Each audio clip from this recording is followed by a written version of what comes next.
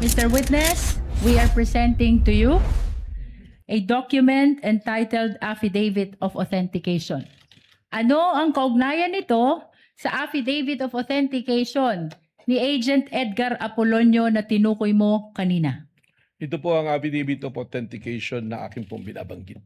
We manifest, Your Honor, that the same has been previously marked as Exhibit P431. Sa pahina 2, makikita isang lagda sa ibabaw ng pangalang Agent Edgar Apolonio. Mr. Witness, kaninong lagda iyan kung iyong nalalaman? Kay Agent Edgar Apolonio po. Mr. Witness, paano mo nalaman na ang lagdang iyan ay lagda ni Agent Edgar Apolonio? Noong po ito'y sinumite sa aking opisina, siya po ay aking ipinatawag at tinanong ko kung siya ang gumawa at kung lagda niya po ito.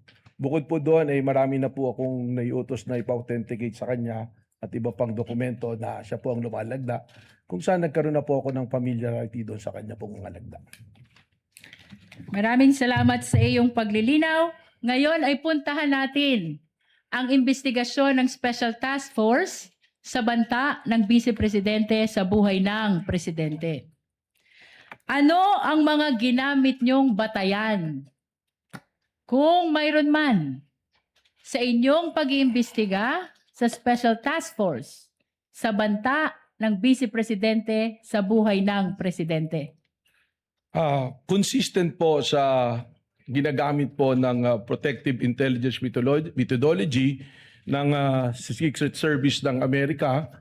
Diyan po sa tinatawag natin na if there is a threat to unknown personality, meron po silang mga pamantayan at doon din po namin ibinasa itong pamantayan na ito. 5 po ito na pamantayan namin pong ginamit. Mr. Witness, binanggit mo na meron kayong ginamit na 5 pamantayan. Ano-ano itong mga 5 pamantayan na binanggit mo? Una na po rito yung pattern of violence po. Bukod sa pattern of violence, ano pa kung mayroon pa? Yung pong gravity at seriousness po ng isa pong pangyayari. Anong sunod dito kung meron pa? Yung pong identity and identifying characteristic po ng involved po doon sa pangyayari. Bukod sa identity, ano pa, Mr. Witness, kung mayroon man? Ang isa po rito ay yung kakayanan po at kapasidad po ng nabanggit po na subject po. At bukod sa 4 na iyong nabanggit, ano pa ang inyong ginamit na batayan kaugnay ng investigasyon na ito? Yung pong tinatawag na motive o motibo at intent po ng personality po. Mr. Witness, balikan natin ang pattern of violence na una mong binanggit kanina. Ano ang inyong sinuri, kung mayroon man, kaugnay ng pattern of violence ng Vice Presidente?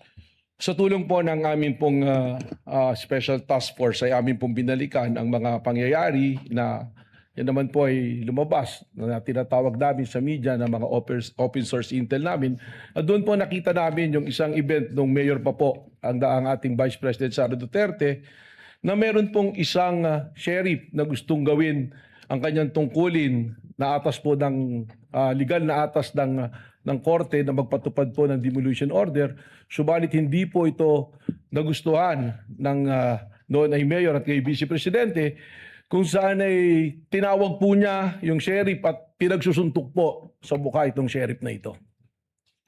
Mr. Witness, binanggit mo ang isang insidente ng sheriff na pinagsusuntok sa mukha. May ipapakita ako sa iyong video.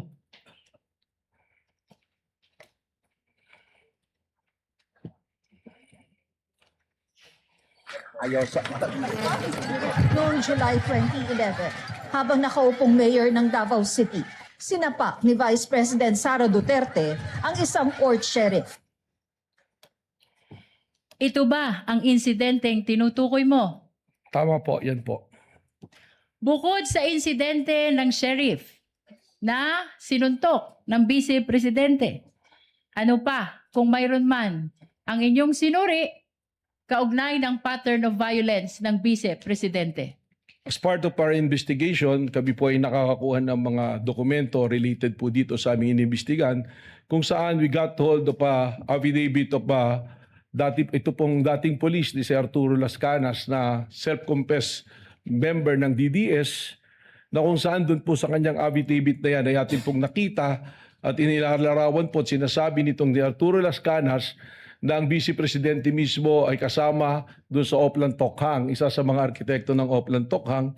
At dito rin po niya sinabi na instead na barilin at patayin para hindi nalalaman ng media, ay kidnapin na lamang yung mga subject po, mga shabu users o kaya yung pong ibang gumagawa ng krimen o nagtitinda ng droga at ibaw na lang po sa isang quarry.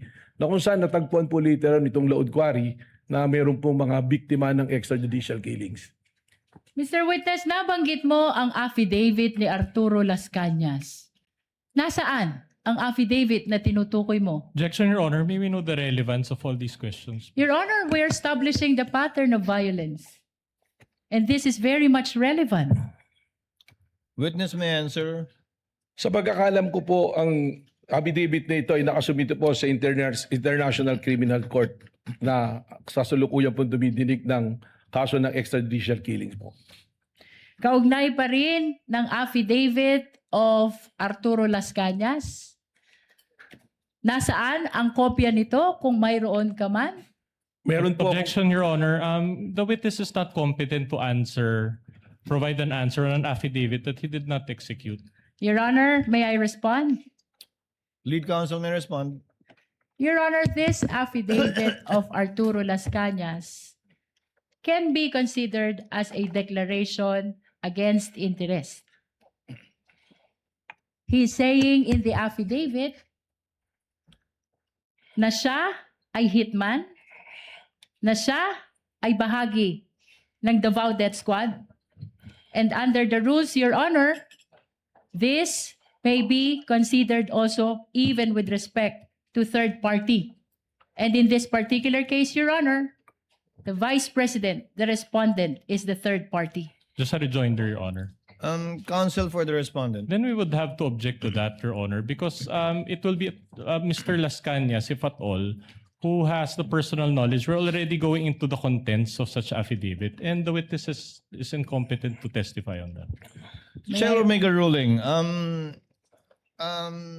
It is of no moment that it is a declaration against interest. Again, it is not an exception to the hearsay rule. It's certainly not a declaration against the interest of the witness. However, the court will allow it as part of the testimony and narration only of the witness, not as to the truth of the allegations of fact contained in the affidavit of Las Cañas, just as to the fact that the affidavit went through the office of the NBI director, that he knows of the affidavit, but certainly for the information likewise of the senator judges, not as to the truth of the allegations stated in the Las Cañas affidavit. Witness may answer.